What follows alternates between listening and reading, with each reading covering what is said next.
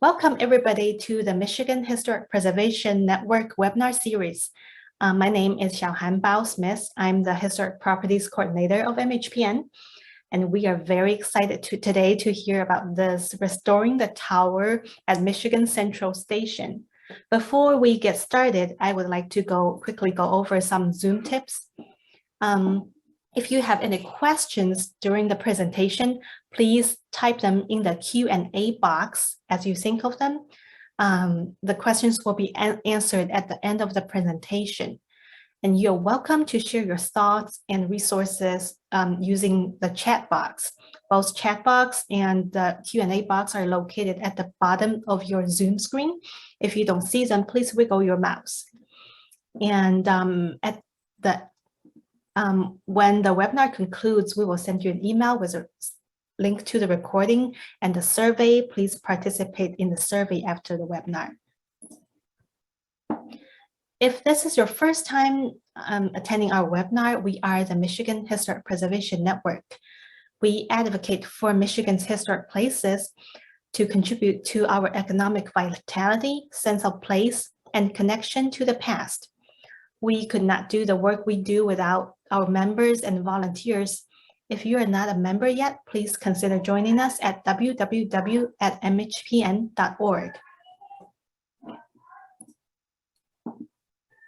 This webinar series is sponsored in part by the Michigan Arts and Cultural Council.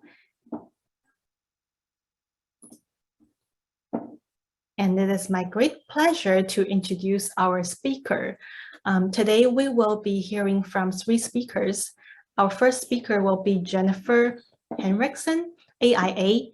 Jennifer is a principal and architect at Quinn Evans. She specializes in historic preservation and adaptive use projects with community impact. Her hands-on experience, deep technical knowledge, and attention to details have guided all aspects of architectural projects with an emphasis on complex project management. Her portfolio includes conditions assessments and programming through construction documentation and administration for a range of historic buildings and sites. And we also will be hearing from Angela Zwelski.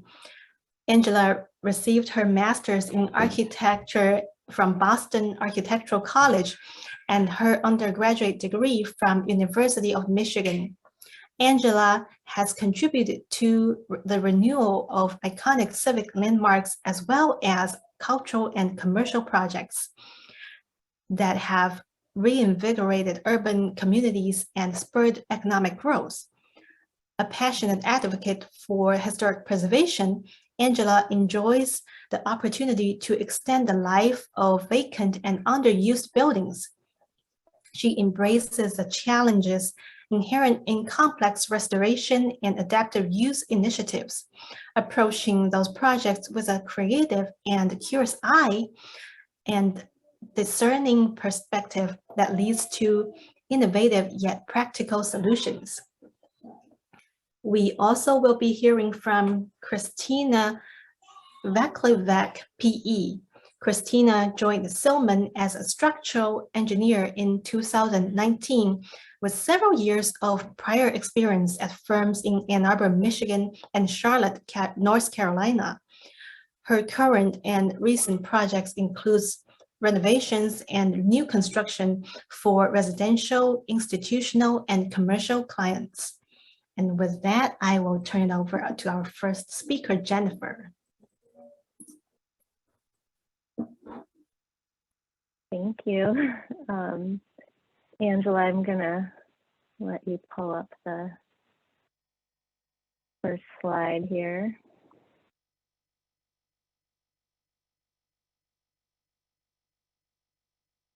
Now I gotta mess with this. Sorry, getting my ducks in a row. Thanks everyone for joining us here to talk about the station. It's a project that we've been working on for quite a few years now and has been pretty exciting to be a part of. I'm sure that many people on this meeting. We can't see all your faces, but I'm guessing that you're drawn to this webinar because of the building itself, which of course, why wouldn't you be? I guess these are our learning objectives. There they are. You can read them if you'd like. Next slide. Yeah, so I just wanted to sort of there's our beautiful building. From my perspective, it's always been this beautiful, almost untouchable object for the majority of my life. So I don't have a story from being in the station. I'm old enough to have a story, but I don't. But yeah, it's kind of been this thing that's there and intriguing, and so it has been very exciting to be part of the team that's getting it ready to become something more than an empty building, so that we can have people in there again. Next. We thought we'd start with a quick history of the station, quick and brief, to provide a bit of context for our work. Construction began on the station in 1912 and was completed in December of 1913. There was a slight rush to get it open since the former depot was closed due to a fire. And because of that, the station was actually occupied before it was complete. As the primary passenger rail station in Detroit, it has played a role in some major life events of Detroiters throughout its history. Next. As with any active building in sight, the station and Roosevelt Park went through alterations over the years to address the changing needs of the people and activities that they supported. In 1988, the last passenger train left Michigan Central Station, and for a long time, the building sat empty and unused. I think, I'm not sure how to make that change. I saw the chat, but hopefully someone can jump on that.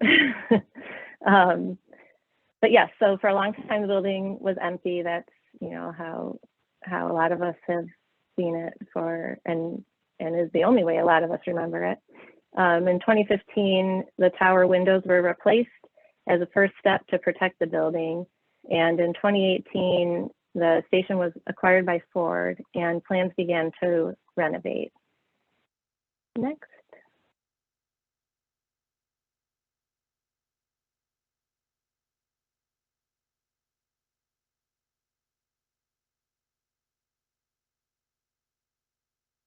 So Ford brought together a big team. It's a big project, so brought together a big team of designers, engineers, planners, builders, and artisans to make this project happen. Quinn Evans and Silman are proud to be part of that group and have had some fun working together, trying to understand and improve the building. The team overall has been working hard since 2018 on design and construction to rehabilitate the building for its next life. Next. The plans for the campus and the station are comprehensive. I'm sure many of you have seen news information, social media about some of the exciting things that are planned for the whole campus, but and the building itself. But today we're going to focus on the tower masonry. So really just the purple and blue zones in the diagram on the right of this slide. Next. The tower itself is a 15-story limestone brick and terracotta clad tower. It sits on a limestone and granite clad base. And 30 plus years without continued maintenance and with prolonged exposure to the elements, including water infiltration, a lot of water, had taken its toll. Next. So we want to talk a little bit about documentation and how we approached assessment. We really kind of broke that down, let's say, into 4 to 5 phases. First, we did a big picture initial project scoping. Then we did a little bit more of a focused effort trying to understand some of the typical conditions. And from that, developed a preliminary masonry package, worked together with our team to do a more collaborative investigation and planning, and then implemented phased updates to the document package. I'll talk a little bit about each of those next. At the start of the project, like really early on, there was a need to understand the overall masonry scope. So generally kind of like, what have we gotten into, right? So this was a big picture approach to conditions assessment where we utilized binoculars and images taken by drones. So the result of this helped us to define a scope for the tower masonry and a rough understanding of magnitude of cost. So that was important to get the project going. So, you know, again, everyone knew what they were getting into. Next. We then worked to understand some of the typical conditions up close. So things that were concerning from the big picture assessment that we needed to understand just a little bit better. So what we did here was select one area to drop a swing stage so that we could look at the terracotta and brick up close to better understand what we were seeing in the drone images. We were also able to work with a mason at this point of the development to open up an area of the cornice and better understand that construction and what the underlying issues were. So next. And that original assessment, together with the additional layer of information gathered from reviewing those typical conditions, allowed us to create a preliminary bid package. This package was critical to the project understanding because it allowed the client to bring a mason on board who could provide the team access to the entire tower for additional investigation. It also brought on another highly experienced entity to our team, the mason Ram, who could address implementation of the work that we were proposing. And that was also, all of that was critical to getting the schedule, keeping the schedule on track in order to get masonry work underway. Next. So our team of Quinn Evans, Silman, and Ram, supported by Chrisman, Brinker, and Ford, of course, were able to review, I mean, I want to say every inch of the tower masonry, but we are human. All of the tower masonry.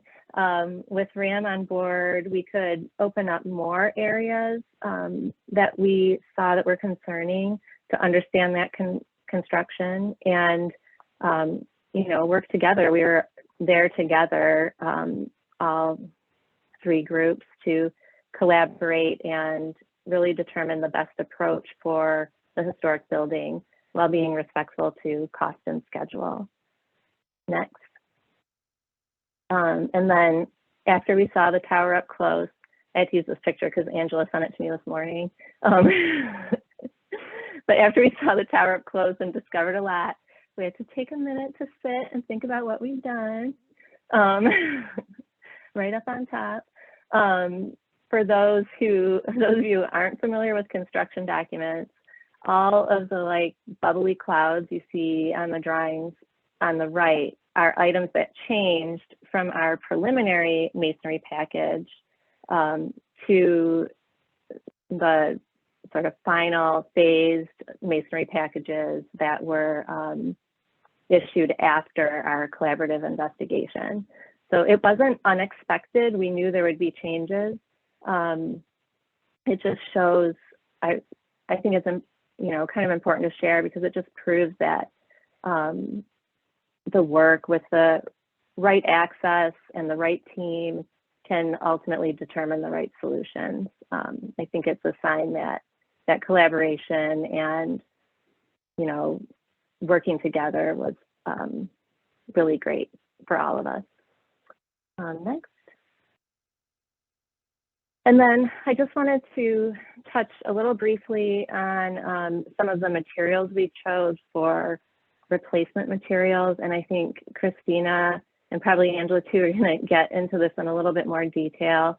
You know, when we understood the extent of the damage to the terracotta and some of the underlying steel as well, we made the decision to replace the severely deteriorated, the unrepairable areas with GFRP.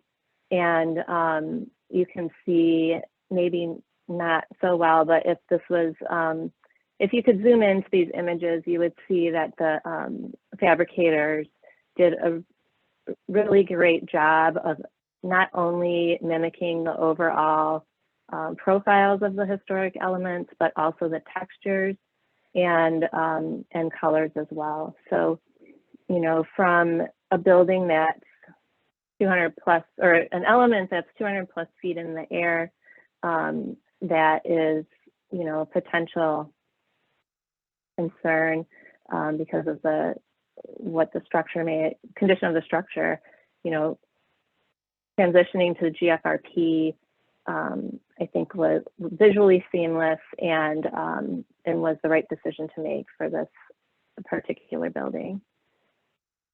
Next, I think I have one more. So yeah, I just wanted to kind of sum up that whole documentation piece with, you know, our goal, our baseline scope of work for both the brick and the terracotta was essentially to return it to what it looked like in, you know, in 1913 and during when it was originally constructed. And I feel like our work together, and you'll see through what Christina and Angela are going to present, that we really did achieve that goal for our scope of work. And just quickly, it's glass fiber reinforced, polymer. That's GFRP. But we'll try to answer questions at the end. I'm too easy to be distracted for me. But now I'm going to pass it on to Christina to talk more in detail about some of the structural findings and decisions there. Yeah, thanks, Jennifer. I will quickly introduce myself again. I'm Christina, structural engineer with Silman and a team member for Michigan Central Station. I wasn't a part of the 2018 initial portion, but I joined in 2019 and I've been involved one way or another ever since. Today, I wanted to focus on a couple features that took, I'd say, significant pre-planning, investigation, assessment, and documentation from a structural standpoint. These key items include the roof cornice and Juliet Balconies steel framing. But before I get started on the specifics of each, I wanted to give credit to the enormous team effort within various Silman office locations with Quinn Evans architects and all of the field contractors involved to complete this scope of work. So on the next slide, to orient everyone to where these features are, I annotated just a Google Earth screenshot. Like Jennifer said, several stories above, or about 230 feet above grade, protruding from the exterior masonry wall plane. The cornice juts out into space and crowns the top of the tower along the entire perimeter. And you can see this on the next slide, which is the cornice elements. Jennifer touched on the materiality of that. Next slide shows around 35 feet below that cornice level at the 12th floor, the Juliet balconies are located between each of the column bays. The ornate composition of both cornice and balcony is supported by encased steel framing. Having weathered years of external elements and going without regular maintenance, these steel pieces required conditions assessment and likely repair. Silman, along with Quinn Evans Architects, was charged with preserving as much of this as possible, and it offered a unique but ultimately rewarding challenge for Silman in terms of structural assessment of such a large scope. Next slide. Part of our pre-plan was understanding fully how the cornice and Juliet balcony were framed. From here, we would be able to start identifying the steel elements needing evaluation. And you can see we had existing documentation. I'm showing the 12th floor and roof plan. And on the next slide, fortunately, the drawings offered key insight as to how the areas came together, and including details. So we really had a great starting point to understand structure. And I'm sure many of you, including myself, have worked on projects without existing references. So this in particular was a nice benefit. However, I'll add, as many of you may also know, sometimes buildings weren't built perfectly according to blueprints. As a result, we performed some structural probes to verify our assumptions on the framing scheme. The probe locations were very much coordinated with existing information available to us so that we can compare apples to apples. And I do believe that next slide kind of shows you one of the cornice probes that was done. And at the locations tested, we were able to verify the existing drawings were in fact pretty accurate. So next slide, please. How to set up documentation was another important point we needed to consider. After all, there are several hundred steel elements integral to the roof, cornice, and Juliet balcony features. And given the team's preservation stance, the need to replace in large part, sort of the architectural topside roof assembly with its dated waterproofing methods, unknown steel condition of individual elements that could vary by location or application, we needed a best strategy to convey repair scope within the construction documents. So equipped with the verified existing drawings from the probes and valuable in-house experience, we confirmed and accurately modeled each steel element in Revit. So Revit is a 3D modeling software. And what we did was we gave each of the cornice elements its proper size, elevation, and length, and then its own unique ID marker. So next slide shows that this setup was particularly helpful in formatting a repair schedule, where moving from sort of left to right, it gave the ID mark, the size, the geometric properties, as well as on the sort of the extreme right-hand side of that table, tabular columns for future repair identifiers. Next slide, please. So I'll look at one of these, for example. We're looking at a cornice steel member, TR-242. It marks a L6x4 double angle outrigger with 4 total connection repairs in addition to direction on how to treat the actual angles themselves. This would be one instance that during observed, the structural assessment was that steel was in good condition, but to prevent future deterioration, the surfaces were to be scraped and painted, scraped of all surface rust and painted. And that is what you see in the repair length columns on the right-hand side as SP. So notice that there's 2 columns there which break down the outrigger into each individual angle of that double angle piece. Next slide. So overall, this strategy was able to achieve a few different goals in our minds. One, a straightforward repair approach to the extensive scope, knowing we would encounter steel members having varying degrees of deterioration across the cornice and balcony. Also, a quick translation of information based on visual inspection once the contractor opened up and exposed the steel elements. Since due to the submission timeline, construction documents were actually issued before any structural evaluation and assessment took place. So the table itself set the stage for the contractors to understand what the procedure would be and what potential work scope was to come. Thirdly, we included in the construction documents unit pricing for different repairs, which help achieve rough cost estimates. And then before work even started, the repair schedule served as a great visual with everyone, in which we talked through each parameter and we went through sort of the legend and what that all meant. And then a couple other things on the next slide is just a visual of, it allowed us to also reference typical details. That streamlined the hunt for key information for the contractors.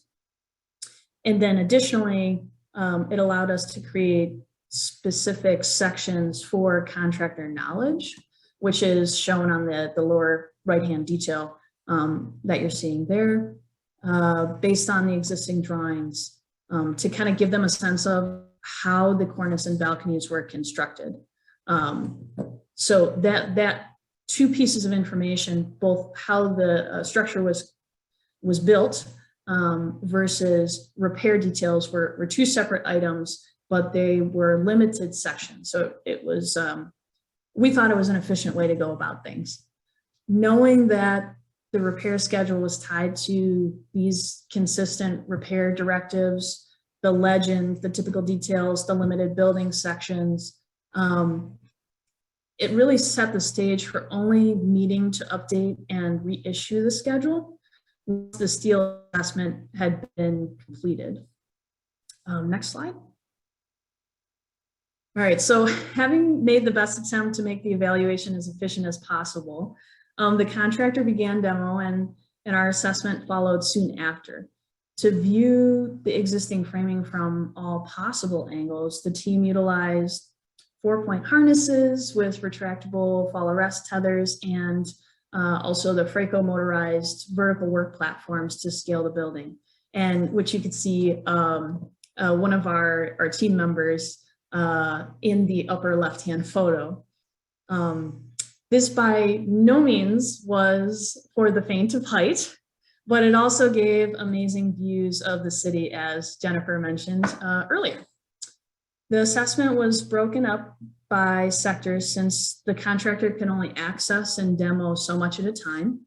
So Silman performed weekly site visits to evaluate the steel outrigger elements, their connections and support framing, determining and gathering a baseline for the level of deterioration in regards to deciding whether or not those steel members needed to be repaired versus just replaced. Next slide. So one of the key softwares we used was a cloud-based plan grid. I'm just showing how we utilize this particular software with preloaded keynotes to document findings. So I'll mention that these keynotes were like internal note-taking, but they also corresponded to the repair schedule legend. So this was especially helpful to review across the different Silman offices to get, in-house experience, to share that knowledge with Quinn Evans, and talk through photos and field observations, as you can see denoted on the right-hand side, place to put text and also photos. Next slide. As we were just about getting into the flow of coordinating with on-site personnel, accessing the areas, ready to observe and documenting our findings, the pandemic forced us to adapt to a virtual format. So the show went on even in the midst of this new challenge. So while demo work continued, we held virtual video calls with the contractor, RAM, to teach them what to look for and to talk through parameters for assessment. They really were our eyes and ears, such that it became an educational learning process for both parties. Eventually, the virtual calls became commonplace, and the contractor would send us photos and markups based on their assessment. Someone would then review and follow up with any concerns, questions, and then the repair schedule would get updated based on those collaborative efforts. Next slide.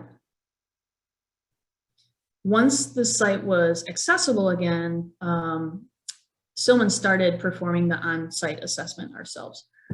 In fact, I think we're wrapping up the last few areas in the next couple of weeks.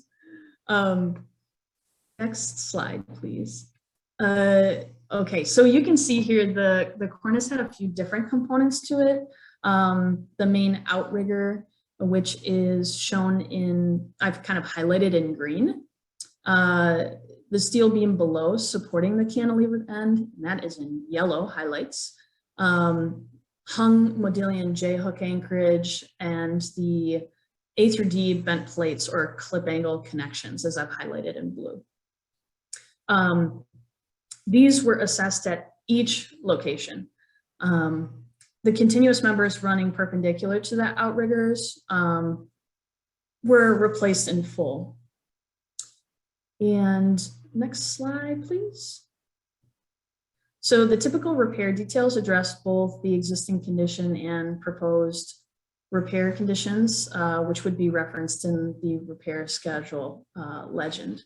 And I'm just showing here some of the finished or completed repairs for some of the balcony, or the, I'm sorry, the cornice pieces.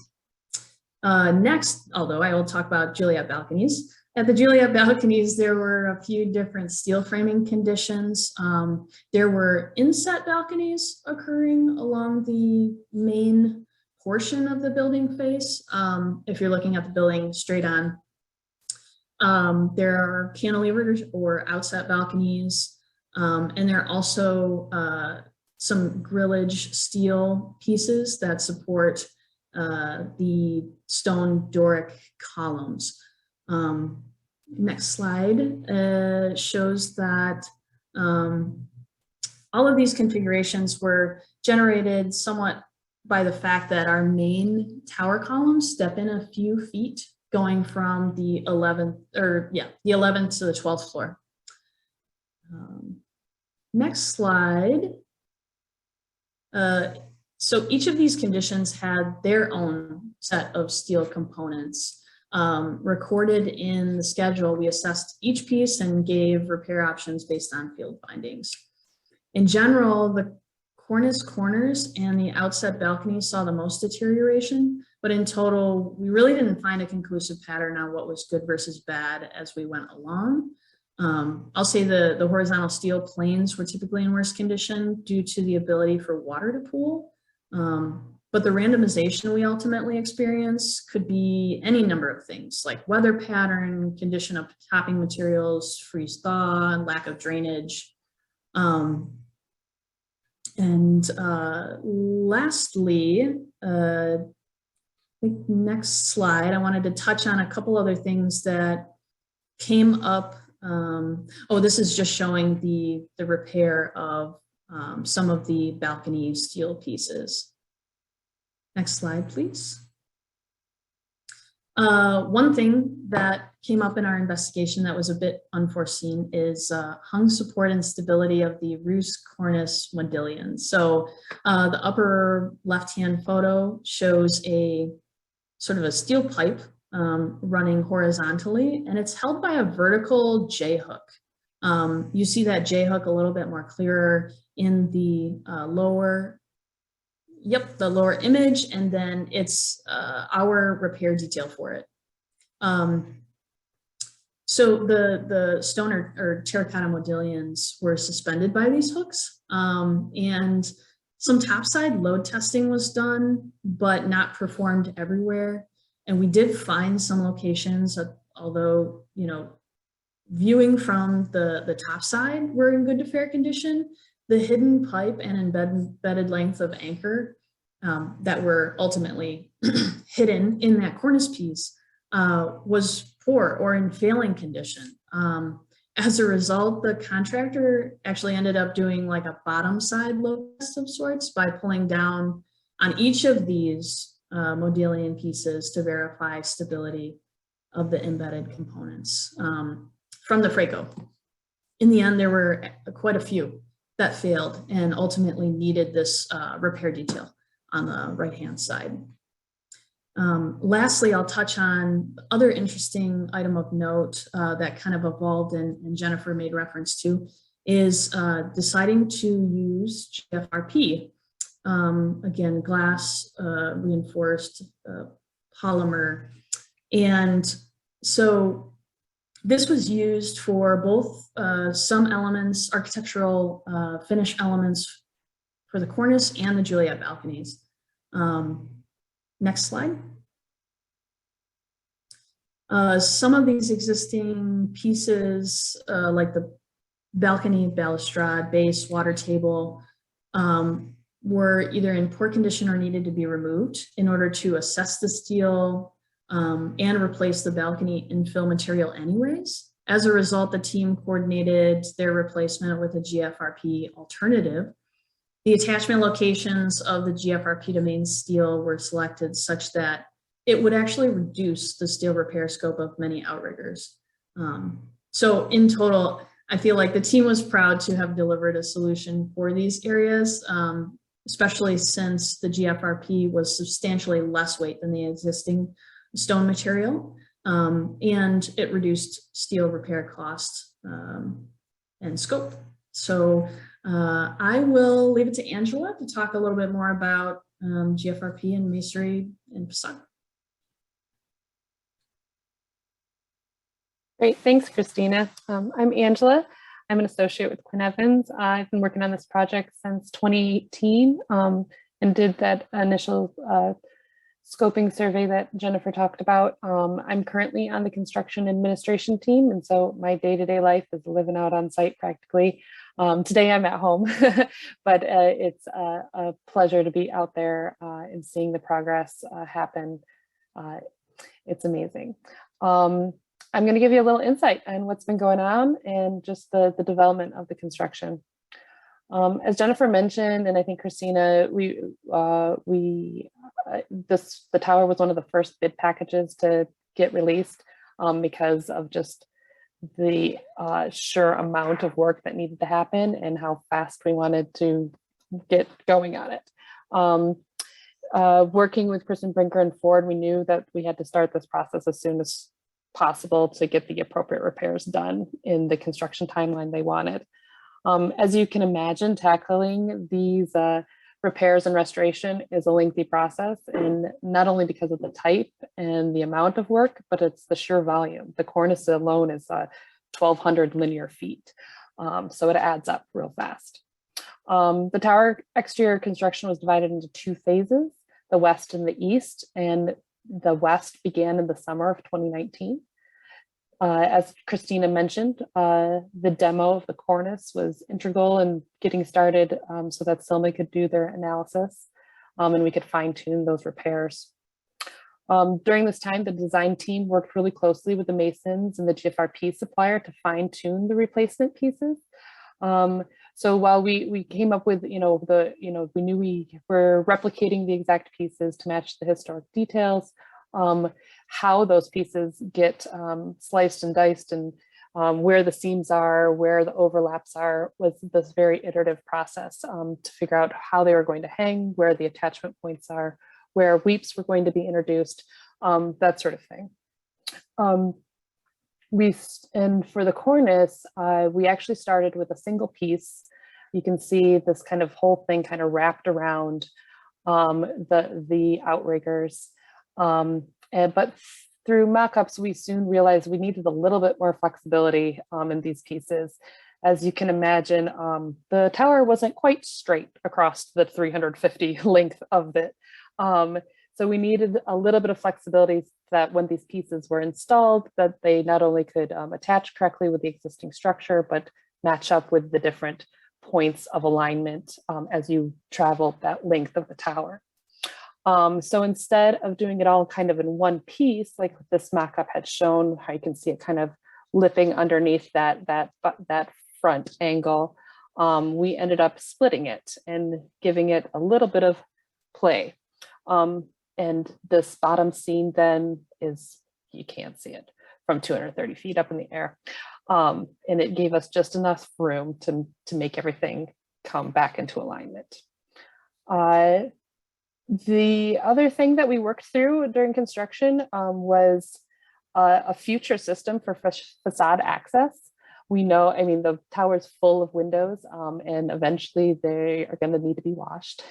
And eventually there's going to be repairs that need to happen.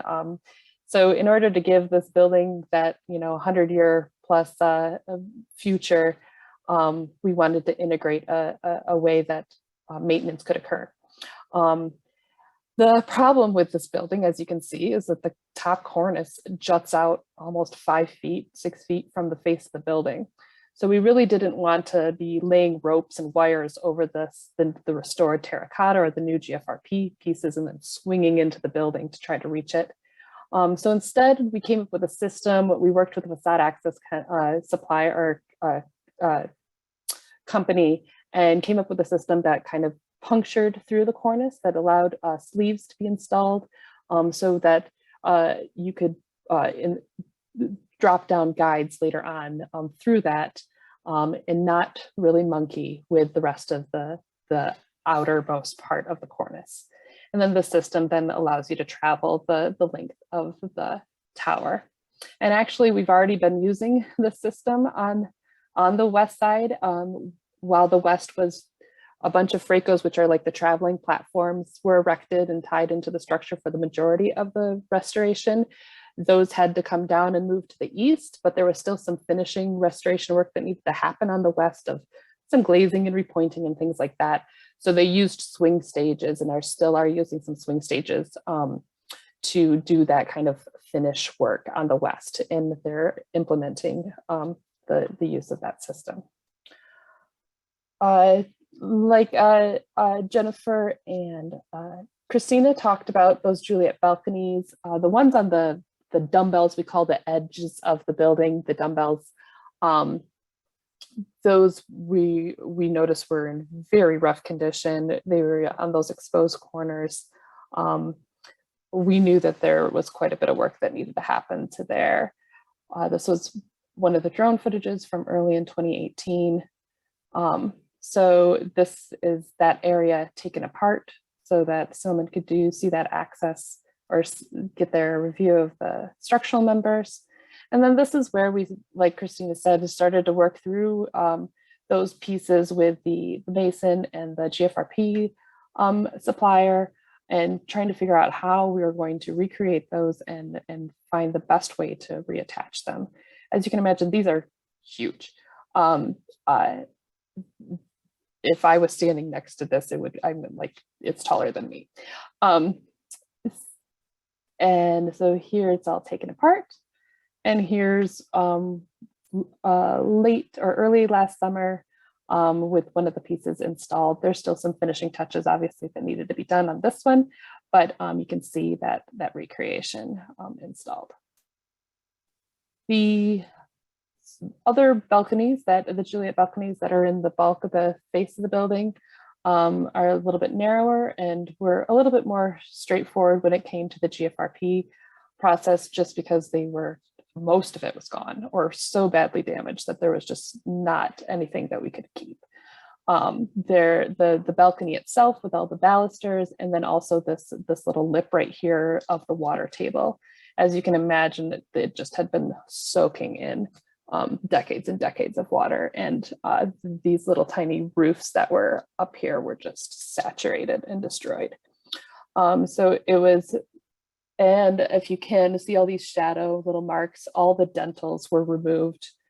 I don't remember when, but they were gone for a very long time. Which from the underside, you could just see the steel just hanging out there. So here was an image of the demo that allowed Silman to get access to all those structural members. And then here it is all finished and replaced. So we ended up, like I said, the balcony is all a new GFRP system.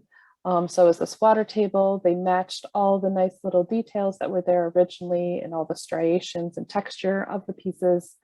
And then this roofing system is a new Kemper system that gives a very robust waterproofing for those areas. As much as there was all these really large rebuild and replication efforts, the majority of the terracotta field pieces and the brick itself were actually in remarkable shape for this being a 100-plus-year-old building that had weathered so much. So along with those large rebuilds and replacements, we were able to do very kind of like minute repairs and kind of judged what was going to happen to those surface deficiencies with kind of a discerning eye to just make sure we weren't ripping things out that we didn't need to. And because the tower is so tall, we had that working in our advantage, that we could do some touch-up type work that you really wouldn't notice, and it would still give the same robust repair to these pieces. So here you can see on the left-hand side, there were some cracks and some spalls. These have been routed out to give a little bit more depth to them so that it can receive the patching material. And then on the right-hand side, you can see some swatches of reglazing. Again, it kind of looks patchworky really up close, but as soon as you step back, you don't notice it with all the different coloration in the existing terracotta. Even here, this blue haze and the two different colors of this gray and this cream, those are all the original terracotta colors and all the different like rainbow effect that those have. The last thing I just want to touch on, I think it's the last thing, is the condition of the brick. We were really surprised about almost 2 years into the restoration process. We started noticing that there were some areas of brick that were just crazy discolored and really stained. It was apparent as the fracos and the different swing stages started to come down and move down the building, and you could see more of the building clean, that there was these kind of splotches happening. So we, like good preservationists do, in the beginning of the construction, we did do a ton of cleaning tests to determine the best approach to clean the masonry, keeping in mind of, the gentlest means possible, but also to give us the most bang for our buck. This building on the left-hand side was the existing conditions, and on the right is those mock-ups. We ended up going with a small duration or shorter duration with a product that worked the best, knowing that then we might need to do multiple applications in some stubborn areas. Unfortunately, the really stubborn areas weren't taking the cleaning at all. We tried every product that you could think of. The only thing that ended up being somewhat successful ended up bleaching the brick and burning it, and we did not want to keep going down that road. So we talked with the owner to kind of make them understand that this building is a 100-year-old building. There's going to be different colors throughout the project and the facade. And over time, just like it did before, it's going to age and change color. But we did want to address where the very stained brick was adjacent to new brick. As you can imagine, the new brick that we installed matched the cleaned brick great. So for 90% of the building, the new brick next to the cleaned new brick or old brick looks great. But next to that dingy, dark, really heavy stained, it was just drawing the eye too much. So we decided to use the staining product from Naka, and it's almost like a watercolor type paint. It's not a paint. It's not like a coating. It's a penetrating stain, and it's very durable. It's water and UV resistant. And we decided to apply that to the new replacement brick in these areas where it was really dark next to it. And that kind of artistic blending of those brick kind of allowed everything to feel a little bit more seamless. So on the left-hand side, you can see where that new brick was really jarring next to the really dark staining. And on the right-hand side, this is that mock-up of using that staining process. I think the only thing else I wanted to touch on is because we issued documents so early on and had this kind of iterative process of getting access and updating drawings, that worked great on the first phase of the project. And then in the second phase of the project, we were feeling more comfortable with the masons on site, and to improve the speed in which submittals or work could be done, we decided to do a more reconciliation type approach. And so we rode the bays as they became available, as access was moved over to the east side, and talked through what we were seeing, what was different from what was in the documents, and came up with a good way to discuss those differences. And then the mason actually then issues submittal to us with their recommendations of things that they may have found that may have changed over the past 3-4 years, or were not able to be seen through the drone footage or the initial assessment. And then the design team goes through those and verifies that, yes, this is a good way to approach it, or no, let's try doing it this way. And this really, like I said, it was because we were starting to feel comfortable with each other. We knew what the masons knew what the expectation of them was because they had done the first half.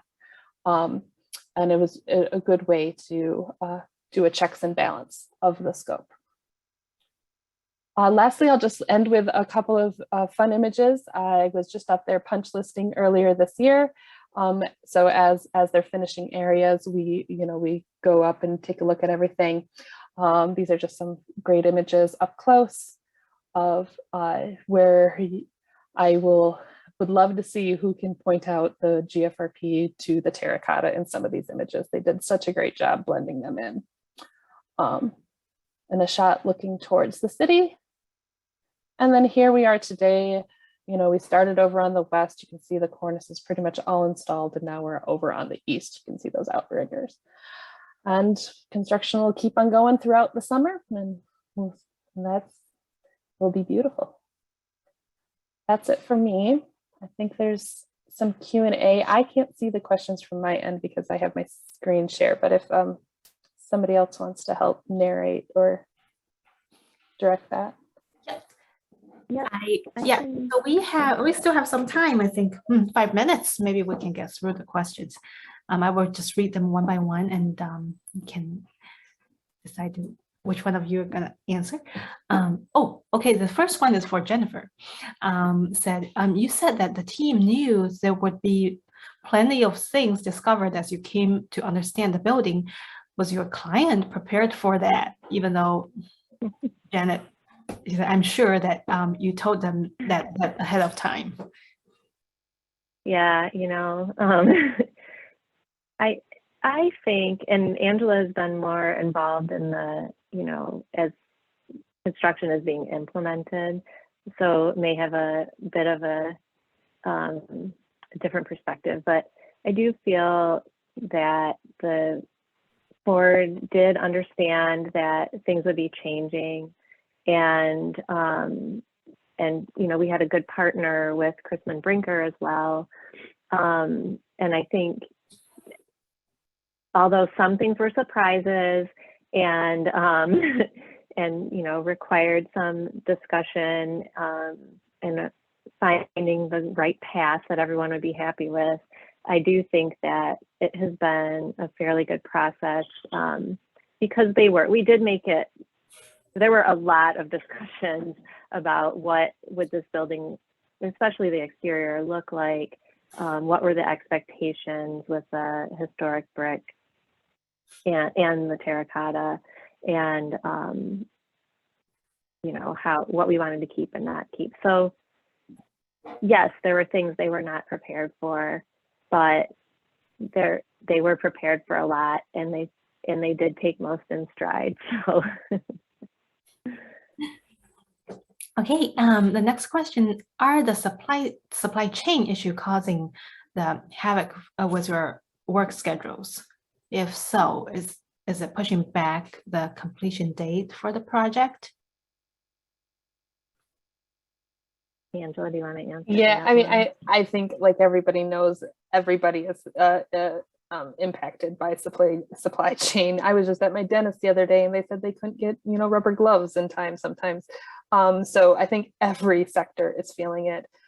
Kristen Brinker and all the contractors on board are doing a great job of trying to find alternate sources and keep things moving. So things are trucking along, and they're working as fast and as best as they can. Okay.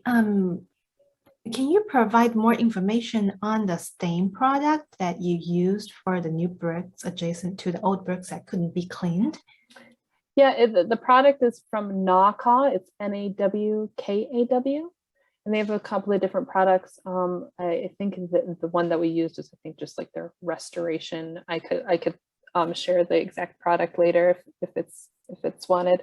But yeah, we're using that, and then there's similarly we're using another type of stain product on some of the limestone to help blend the limestone patches in with the existing limestone, because you can see, like in this picture, the limestone is just a beautiful array of different colors, but it makes it very difficult to do some minor repairs in place. So, Well, what product did you use to clean the original brick? we used a product called EcoChem. It's very close to like Prosoco One Restore. It's a typical restoration cleaner for masonry. Okay, thanks. Will the new GFRP elements develop the same patina as a terracotta over the coming decades? So they won't turn that bluish hue that we're seeing on the terracotta up there, but they will weather. They won't weather at the same rate as you know, like a brand new terracotta piece would, but they will experience some weathering. Christina, this question is for you. You commented that the as-built building was sometimes different from the drawings. Was that at all from the building having been built on such a tight timeline? Oh, possibly. You know, just like we're dealing with supply issues today, perhaps they dealt with supply issues back then, and they tried to get and build what they could with what they could. The actual cornice and Juliet balcony probes, however, were fairly accurate to the existing documentation, the drawings, the details. So we were very fortunate to be almost exactly the same. But, you know, like I said, we encountered some random locations where it was different. And we were lucky to work with the state archives, who had a ton of the documents to try to find as much base drawings as we could. We were a great resource. Okay, next question. How long until the building is completed or occupied? Right now, the timeline they're shooting for is, I think, first quarter 2023. I can't remember what was recently said. I know they just had a press release, but things are moving. It's going to be a continuous construction, though, as tenants move in and different entities move into the building. Okay, as you peeled back materials from to get at the structure below, were you running into any interesting graffiti or any surprise? I mean, I was surprised with the amount of random materials that they had shoved into places. You know, when we opened up that cornice and it was just filled with just rubble and brick and random things, it almost felt like, I don't want to carry this down today. Let's just throw it in the cornice. And we were finding that in various places throughout the building. But no fun like hidden bottles or anything like that, like we did on the inside. Okay, do the three of you get to have any other projects on your drafting boards? This is huge. I'll say when we were working on the investigation and documentation, this was my only project. But you know, I've sort of moved. I'm involved just a little bit still during construction, and have moved on to some other projects as well. That's my experience, but it was a lot of work, and we weren't only working on, at least Angela and I weren't only working on the masonry exterior. We were also involved in work on the building interior, and Philman was as well. So, you know, it wasn't just the exterior would have taken full time, let's put it that way. Yeah, and my experience was much the same as Jennifer's. I am still heavily involved. I was heavily involved, but I always had additional projects on my plate. But Silman, we're fortunate here that we have a group of a good in-house team that shares the responsibility. Same. Okay. Oh, we are running out of time. Maybe one last question. Will the top 2 floors be residential? That was an old graphic from 2018 when it was first being just determined what was going to go into the building. I don't know what they've announced yet for those top floors yet. Okay. If anything, I know they are talking about office use in the bulk of the tower, but I think they're still working on the top floors. Okay. Okay. Yeah. Okay. I think we're running out of time, and we will need to let our speakers go back to working. And then, so if your question didn't get answered, please feel free to reach out. I'm sure that they will be glad. They will answer your questions if needed. So thank you so much, Jennifer, Angela, and Christina, for your time today sharing this with us. This is very exciting, and we do look forward to someday actually when the building is completed. And this webinar is being recorded, so you will receive the recording link in the next day or two. And please participate in the survey and help us improve our webinar. And our next webinar is scheduled for April 28th. And we will have Cassandra Talley from Kramer Design Group. And she will be talking about in the right TM mode, Harold Turner in Michigan. And hope to see you all then soon. Okay. Thank you so much again for your time. Thank you. Thank you. Bye. Have a great rest of your day. Bye.